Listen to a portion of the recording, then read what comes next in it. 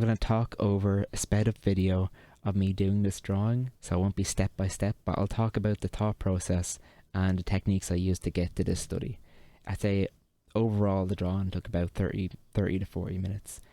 I'll be using a graphite pencil. This is Conte Pari, and it's just a B pencil. I didn't switch anything up, didn't change pencils throughout, and I just use a putty eraser and a, what is this? I think it's Mobius and something. It's M&R anyway. Pencil sharpener. I just really like them. They're like brass and nice heavy, and they get a nice point. But yeah, hope you guys enjoyed the video.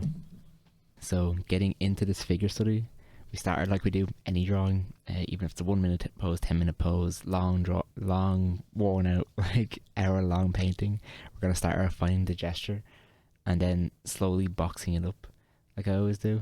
You can see I've gotten like this nice sweeping curve, like a C curve down from that arm swinging out all the way down to the foot, and I'm slowly finding out what direction of every limb goes, trying to find the shoulders, the hips, where the legs are placed in the body, and what overlaps is also very important. I use when I'm using kind of graphite, I'm a bit more careful than when I'm using charcoal. Charcoal, you can be a bit looser with things, I find, but graphite, especially depending on the paper, I find I don't know, maybe it's just because like you're working smaller, like the point is actually small, but I find myself just being careful. I can't do big sweeping strokes where like I cover a lot of the page with graphite, so I find myself just trying to be a bit more accurate with what I place down, which has good and bad qualities to it. Well, not bad qualities, just different qualities compared to charcoal. You can see I've initially laid down my gesture, and I'm slowly kind of just building the form and confirming to myself where I'm placing everything.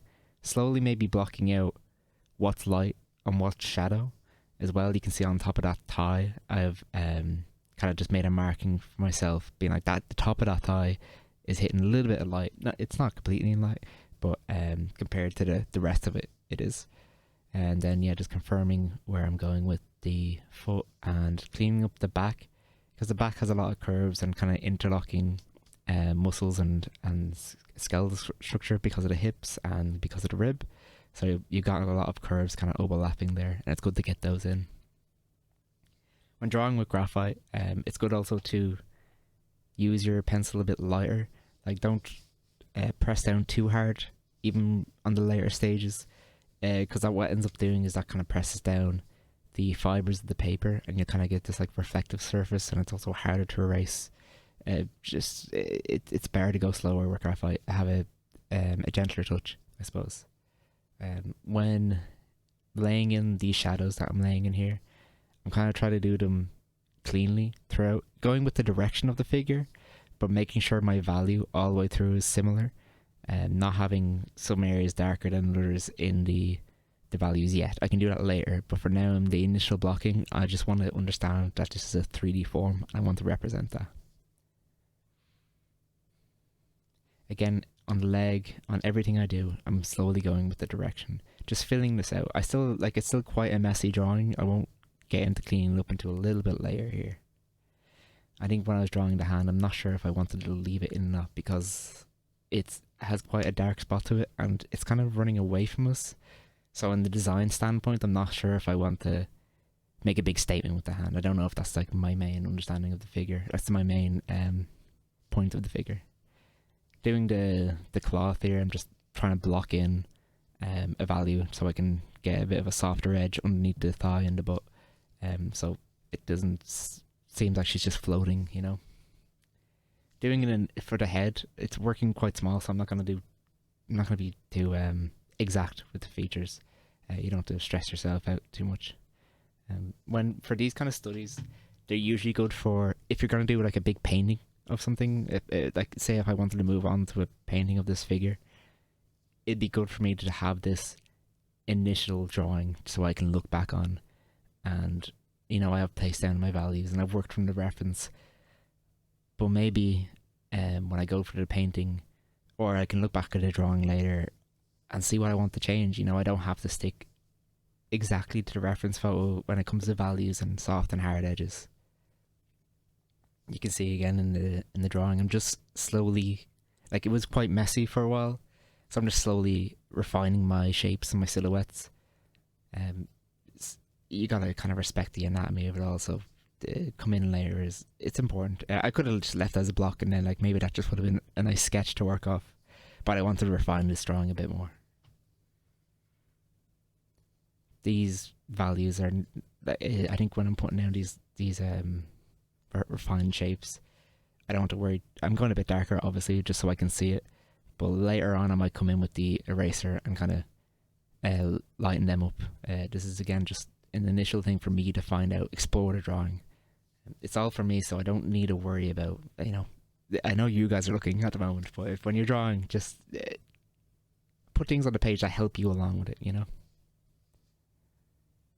Alright, now I'm going to be picking up my eraser here.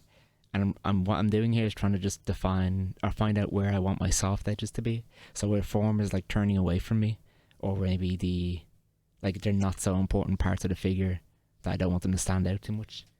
You can also think that maybe like harder edges would be quicker turns and maybe skeletal structures, because it just gives it a lot more gesture and movement, while like soft tissue on the body, like to make it feel softer, you kind of want to put in soft edges so you have a soft turn to them. Again, when you're using your eraser, use it as a drawing tool. Don't just erase willy-nilly. Like, can I draw, like, erase across the figure still? It reinforces in your head, and sometimes you can see it in the drawing. Well, a lot of times you can see it in the drawing. It reinforces the whole movement of the figure. Again, throughout this, I'm just using I think it's a B pencil, or is it a 2B pencil? It's a B pencil. Had it in my hand there. I don't have to change too much. If I wanted to spend hours on this, I might switch up pencils, but it wasn't the focus of this drawing at all. Again, even coming in with the darker values here, I'm still going with the flow of the figure, the flow of the form. See how everything wraps around each other. Slowly refining my way around. I wanted a soft edge on that thigh and the calf. You can kind of even see in the photo, it's not completely refined throughout. I think that it creates a nicer dynamic, and maybe I could even went a little bit softer there.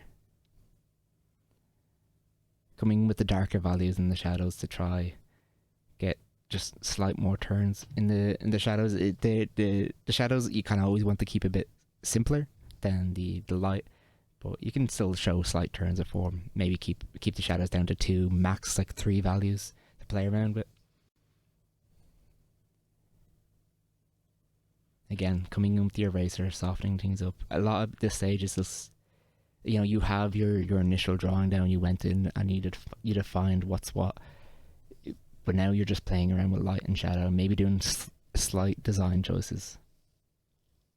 This is the time before your initial painting, or before you're painting, to play around with your design. Don't be stuck to your photo reference too much. If you're an artist who's only drawn from photos, you really have to get in. If you want to improve, if you want to take your art to the next level, you have to start drawing from life. It's so important to start studying the way your eye sees the world, the way light reflects off everything around you. And the only way you're going to do that is by viewing it through your eyes. I know cameras are very impressive now, much more they capture a lot, but your eyes are the best technology you got, and only you see it through your eyes. So it's a better representation of understanding yourself and understanding how you view the world. Light is a beautiful thing. Even when you're drawing, you can kind of still think of the world like an impressionist, where they won't use form too much, but they're just using light to understand, seeing how everything reflects off each other, thinking about the reflective light, the core shadow, the highlight. And when doing figure studies and portraiture, if you look at old masterwork, there's maybe like max two values, two or three values in the highlight, in the light side of the form, and 2 to 3 values in the dark side as well. So yeah, looking at this drawing, I think I'm okay with how it ended up. It could have been maybe I could have went a bit further with what the figure is actually sitting on.